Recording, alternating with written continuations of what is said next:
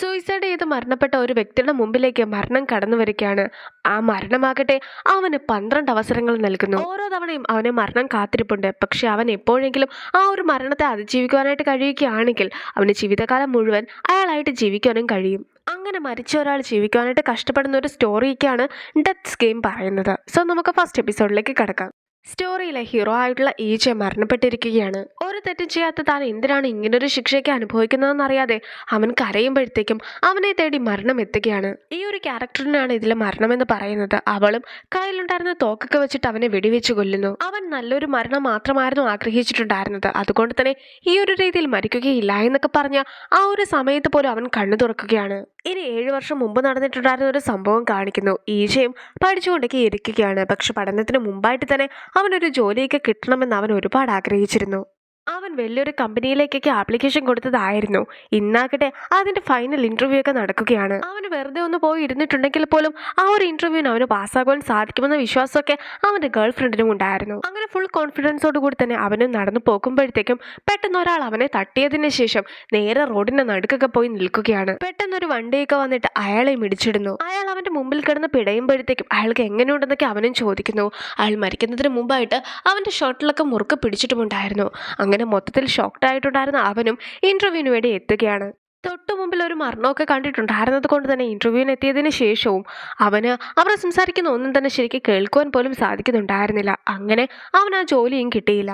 സ്വന്തമായിട്ട് ഒരു നല്ല ജോലിയൊന്നും ഇല്ലാത്തത് കൊണ്ട് തന്നെ അവനും നേരത്തെ പഠിക്കുവാനായിട്ട് എടുത്തിട്ടുണ്ടായിരുന്ന കടബാധ്യതയൊക്കെ തീർക്കുവാനായിട്ട് ഓരോരോ പാർട്ട് ടൈം വർക്കിനൊക്കെ പോകേണ്ടതായിട്ട് വന്നു. ഡെലിവറി ബോയ് ആയിട്ടും കടയിൽ നിൽക്കുന്ന ആളായിട്ടും ഡ്രൈവർ ആയിട്ടുമൊക്കെ അവനും പല പല ജോലികൾ ഒരേ സമയത്തൊക്കെ ചെയ്യുകയാണ്. അവന്റെ കൂടെയുള്ള പലരുടെയും വിവാഹം പോലും കഴിഞ്ഞു. പക്ഷെ അവൻ ഇതുവരെയായിട്ടും ഒരു ജോലി പോലും കിട്ടിയിട്ടില്ല. ആയിരക്കണക്കിന് റെസ്യൂമൊക്കെ അവൻ അയക്കുന്നുണ്ടെങ്കിൽ പോലും ഒരാൾ പോലും അവനെ ജോലിക്ക് എടുക്കുന്നുണ്ടായിരുന്നില്ല.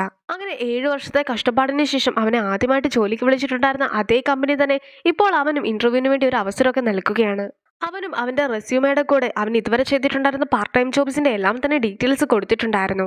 അവനോട് ചോദ്യം ചോദിക്കുന്ന ആൾക്കാരും അതൊരു നെഗറ്റീവായിട്ടായിരുന്നു കണ്ടിട്ടുണ്ടായിരുന്നത്. പക്ഷെ ആ കമ്പനിയുടെ തന്നെ മെയിനായിട്ടുള്ള ആളാണ് ടൈവോ.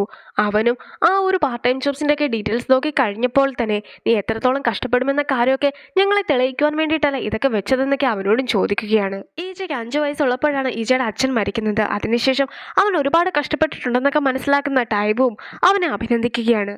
ഈജയും ഒരാളെ വിശ്വസിച്ചുകൊണ്ട് കുറച്ച് പണമൊക്കെ ഇൻവെസ്റ്റ് ചെയ്തിട്ടുണ്ടായിരുന്നു. പക്ഷെ ആ ഒരു പണം എല്ലാമായിട്ട് അയാൾ മുങ്ങി. അവനും അയാൾ താമസിച്ചിട്ടുണ്ടായിരുന്ന ആ ഒരു ഹോട്ടലിൽ എത്തുകയും അവിടുത്തെ ഡോറൊക്കെ തല്ലി പൊളിക്കുകയും ചെയ്തിട്ടുണ്ടായിരുന്നു. അതുകൊണ്ട് തന്നെ അവനെ പോലീസും പിടിച്ചുകൊണ്ട് വന്നിരിക്കുന്നു. പണം നഷ്ടപ്പെട്ടതിന്റെ പേരിൽ ഒരു കേസൊക്കെ എടുക്കാമോ എന്ന് അവനും പോലീസിനോട് ചോദിക്കുന്നുണ്ട്. പക്ഷെ പ്രോഫിറ്റ് ഒക്കെ മനസ്സിൽ കണ്ടുകൊണ്ടായിരുന്നല്ലോ അവൻ പണം നിക്ഷേപിച്ചിട്ടുണ്ടായിരുന്നത്. ഇപ്പോൾ അതിലാകട്ടെ അവന് ലാഭത്തിന് പകരം നഷ്ടമായിരുന്നു ഉണ്ടായത്.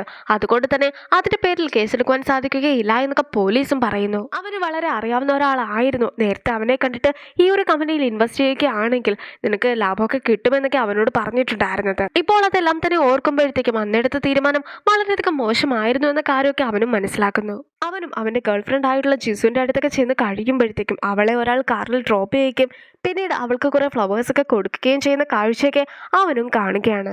അവന്റെ ജീവിതത്തിലെല്ലാം നഷ്ടപ്പെട്ട ഒരു ദിവസമായിരുന്നു അന്ന് എന്നും അതുകൊണ്ട് തന്നെ താൻ മദ്യപിച്ചിട്ടുണ്ടായിരുന്നു എന്നും പറഞ്ഞിട്ട് അവനും പോക്കുവാനായിട്ടൊക്കെ തുടങ്ങുകയാണ്. അവനും ആ ഒരു മാസം ഒരുപാട് ഇന്റർവ്യൂവിനൊക്കെ പോയിട്ടുണ്ടായിരുന്നു. അതുകൊണ്ട് തന്നെ ശരിക്കും ജോലി ചെയ്യുവാൻ സാധിക്കാത്തത് കൊണ്ട് അവളും കയ്യിലുണ്ടായിരുന്ന കുറച്ച് പണമൊക്കെ അവന് നൽകുകയാണ്.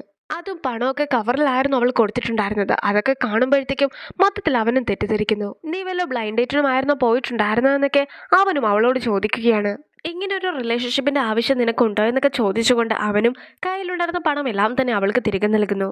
എല്ലാ കാര്യങ്ങളും മറന്നിട്ട് നീ നല്ലൊരു ജീവിതമൊക്കെ നയിക്കുവാൻ പറഞ്ഞിട്ട് അവനും അവിടെ നിന്നും പോക്കുകയാണ്. അന്ന് മഴയൊക്കെ നനഞ്ഞ് അവൻ തിരിച്ച് വീട്ടിലെത്തി കഴിയുമ്പോഴത്തേക്കും അവന്റെ സാധനങ്ങളെല്ലാം തന്നെ വീടിന് പുറത്തിരിക്കുന്നതായിരുന്നു അവൻ കാണുന്നത്. 2 ദിവസത്തിനകം പുതിയ താമസക്കാരൊക്കെ വരുന്നത് കൊണ്ട് തന്നെ അവന്റെ സാധനങ്ങളെല്ലാം തന്നെ വെളിയിലാക്കിയതിനു ശേഷം അവനോട് എത്രയും വേഗം ഇവിടെ നിന്ന് പോകുവാനായിട്ടൊക്കെ അതിന്റെ ഓണറും എഴുതിയൊക്കെ വെച്ചിട്ടുണ്ടായിരുന്നു. അവനും പരമാവധി സാധനങ്ങളൊക്കെ അധികം നനയാതെ അകത്തേക്കൊക്കെ വയ്ക്കുവാനായിട്ട് ശ്രമിക്കുന്നു. പിറ്റേ ദിവസം ആക്കുമ്പോഴത്തേക്കും അവൻ ഇന്റർവ്യൂവിനൊക്കെ പോയിട്ടുണ്ടായിരുന്നെങ്കിലും ആ ഒരു കമ്പനിയും അവനെ സെലക്ട് ചെയ്തിട്ടില്ല എന്നൊരു മെസ്സേജൊക്കെ അവൻ കാണുകയാണ്.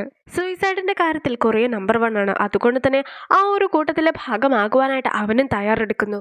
7 വർഷം മുമ്പ് അവന്റെ കൺമുമ്പിൽ വെച്ച് മരിച്ചിട്ടുണ്ടായിരുന്ന ആ ഒരു വ്യക്തി കാരണമാണ് തനിക്ക് ഈ ഒരു അവസ്ഥ വന്നതെന്നൊക്കെ അവന് സ്വയം പറയുന്നുമുണ്ട്. എന്തായാലും ജീവിച്ചിരിക്കുവാൻ ആഗ്രഹമില്ലാതെ മരണത്തെ പേടിയില്ലാതെ അവനും ആത്മഹത്യ ചെയ്യുന്നു. പിന്നീട് അവൻ കണ്ണു തുറന്ന് കഴിയുമ്പോഴത്തേക്കും അവനുണ്ടായിരുന്നത് ഒരു എയ്റോപ്ലെയിനിലേക്ക് ആയിരുന്നു.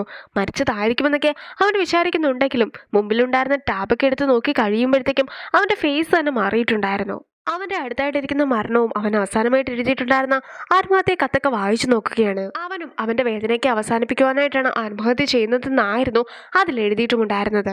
നരകത്തിലേക്ക് പോകുന്നതിന് മുമ്പായിട്ട് തന്നെ അവന് കുറച്ച് ശിക്ഷയൊക്കെ കൊടുക്കുവാനായിട്ട് മരണവും അവനെ കൂട്ടിക്കൊണ്ട് മറ്റൊരു സ്ഥലത്തൊക്കെ എത്തിയിരിക്കുകയാണ്. ഒരിക്കലും മരിക്കാത്ത ഒരു വ്യക്തിയാണ് താനെന്നൊക്കെ മരണവും സ്വയം അവളെക്കുറിച്ച് പറയുന്നു. ഞാനാണ് മരണം, നീ എന്നെ കളിയാക്കി, അതിനുള്ള ശിക്ഷയ്ക്ക് നീ അനുഭവിച്ചേ മതിയാകൂ എന്നൊക്കെ പറഞ്ഞിട്ട് മരണവും അവനെ മുകളിൽ നിന്നും താഴേക്കിടുന്നു. അങ്ങനെ അവന് വെള്ളത്തിലേക്കൊക്കെ വീണ് കഴിയുമ്പോഴത്തേക്കും മനുഷ്യരെ പോലെ തോന്നിക്കുന്ന ചില ജീവികൾ അവനെ അറ്റാക്ക് ചെയ്യുന്നതായിട്ട് കാണിക്കുന്നു. മൊത്തത്തിൽ പേടിച്ചു പോയിട്ടുണ്ടായിരുന്ന അവനും കണ്ണൊക്കെ തുറന്ന് നോക്കി കഴിയുമ്പോഴത്തേക്കും അവൻ നേരത്തെ ഉണ്ടായിരുന്ന അതേ വിമാനത്തിൽ തന്നെ ആയിരുന്നു ഇപ്പോഴും ഉള്ളത്. മരണം അടുത്തെത്താറായിട്ടുള്ള 12 പേരുടെ ശരീരത്തിലേക്ക് അവൻ കയറുന്നതായിരിക്കും. ഓരോ ആളുടെ ജീവിതത്തിലും മരണം എത്രത്തോളം ഭയാനകമാണെന്നുള്ള കാര്യമൊക്കെ നീയും മനസ്സിലാക്കണം. അഥവാ നിനക്ക് ആരുടെയെങ്കിലും മരണമൊക്കെ അതിജീവിക്കാനായിട്ട് സാധിക്കുന്നുണ്ടെങ്കിൽ പിന്നെ നിനക്ക് അയാളുടെ ബോഡിയിൽ തന്നെ ജീവിക്കുവാനും സാധിക്കും. ജീവിക്കുവാനായിട്ട് ഒട്ടും തന്നെ ആഗ്രഹമില്ലാത്തത് കൊണ്ടായിരുന്നു താൻ ആത്മഹത്യ ചെയ്തിട്ടുണ്ടായിരുന്നതെന്നൊക്കെ അവൻ സ്വയം പറയുന്നുണ്ടെങ്കിൽ പോലും അവനെ തനിച്ചാക്കിയതിനു ശേഷം മരണവും പോകുകയാണ്. പെട്ടെന്ന് എയ്റോപ്ലെയിൻ മൊത്തത്തിലൊന്ന് ഡിസ്റ്റർബ് ആകുന്നതൊക്കെ അവനും ശ്രദ്ധിക്കുകയാണ്. അതുകൊണ്ട് തന്നെ എല്ലാ സേഫ്റ്റി മെഷേഴ്സും അവനും നോക്കുന്നു. പക്ഷെ പെട്ടെന്ന് തന്നെ എല്ലാം ഓക്കെ ആക്കുന്നു. അങ്ങനെ അവനും മരണത്തെയൊക്കെ അതിജീവിച്ചു എന്ന് വിചാരിച്ചുകൊണ്ട് അകത്തേക്കൊക്കെ കയറി നോക്കുകയാണ്. അവിടെ ഉണ്ടായിരുന്ന ഓരോരോ വിലപിടിപ്പുള്ള വസ്തുക്കളും നോക്കി നിൽക്കുന്ന അവനും ആ ഒരു ബോഡിയുടെ ശരിക്കുമുള്ള ഉടമയുടെ ഓർമ്മകളൊക്കെ കിട്ടുകയാണ്. അയാളുടെ പേര് ജിൻഡെ എന്നാണ്. ടൈക്കാങ്ങിന്റെ സിഇഒയുടെ രണ്ടാമത്തെ മകനാണ് അയാൾ. വളരെയധികം പണക്കാരനായിട്ടായിരുന്നു അയാൾ ജനിച്ചിട്ടുണ്ടായിരുന്നത്. 2 മക്കളൊക്കെ ആയതുകൊണ്ട് തന്നെ എല്ലാ ഫീൽഡിലും ഒരു കോമ്പറ്റീഷനും ഉണ്ടായിരുന്നു. ഏജ് നേരത്തെ ഒരു കമ്പനിയുടെ ഇന്റർവ്യൂവിനൊക്കെ പോയിട്ടുണ്ടായിരുന്നല്ലോ. അങ്ങനെ ഇന്റർവ്യൂ അവനെ ചെയ്യിച്ചിട്ടുണ്ടായിരുന്നത് ടൈവോ ആയിരുന്നു. സോ ടൈവോന്റെ ബ്രദറാണ് ഈ ജിൻഡെ. സഹോദരനെ തോൽപ്പിക്കണമെന്ന ലക്ഷ്യം കൊണ്ട് തന്നെ അവനും എല്ലാ കാര്യത്തിലും മുൻപന്തിയിലൊക്കെ നിൽക്കുന്നുണ്ട്. അതുകൊണ്ട് തന്നെ ഏറ്റവും ഒടുവിലായിട്ട് അച്ഛൻ ആ കമ്പനിയുടെ സിഇഒ ആയിട്ട് ജിൻഡനെ തന്നെ നിയമിക്കുകയും ചെയ്യുന്നു. ഇപ്പോൾ ആകട്ടെ അതുമായി ബന്ധപ്പെട്ട ട്രെയിനിങ്ങും കാര്യങ്ങളൊക്കെയാണ് അവൻ ചെയ്തുകൊണ്ടിരിക്കുന്നത്. നേരത്തെ താൻ ജോലിക്ക് പോയിട്ടുണ്ടായിരുന്ന കമ്പനിയുടെ സിഇഒ ആയിട്ട് താൻ മാറിയിരിക്കുകയാണെന്നൊക്കെ മനസ്സിലാക്കുമ്പോഴത്തേക്കും ഈ ടീം ആകെ സന്തോഷിക്കുകയാണ്. എന്തായാലും നേരത്തെ പോലൊന്നും ജീവിക്കേണ്ടതായിട്ട് വരികയില്ല, ഇവിടെ അടിപൊളിയായിട്ടൊക്കെ ജീവിക്കാമെന്ന് വിചാരിച്ച് അവൻ അങ്ങനെ ഇരിക്കുമ്പോഴത്തേക്കും ആയിരുന്നു പെട്ടെന്ന് എഞ്ചിനൊരു തകരാറൊക്കെ സംഭവിക്കുന്നത്. അങ്ങനെ അവൻ പോയിട്ടുണ്ടായിരുന്ന ആ ഒരു പ്രൈവറ്റ് ജെറ്റിന്റെ എഞ്ചിനൊക്കെ തീ പിടിക്കുന്നു. അവനും രക്ഷപ്പെടുവാനായിട്ടൊക്കെ നോക്കുകയാണ്. എങ്ങനെയൊക്കെയോ അവൻ സീറ്റിൽ വന്നൊക്കെ ഇരിക്കുന്നുണ്ട്. പക്ഷേ ആ ഒരു ജെറ്റിന്റെ കുറച്ച് ഭാഗമൊക്കെ തകർന്നു പോകുകയും അവന്റെ കൂടെ ഉണ്ടായിരുന്ന 2 പേരൊക്കെ വെളിയിലേക്ക് തെറിച്ചു വീഴുകയും ചെയ്യുന്നു.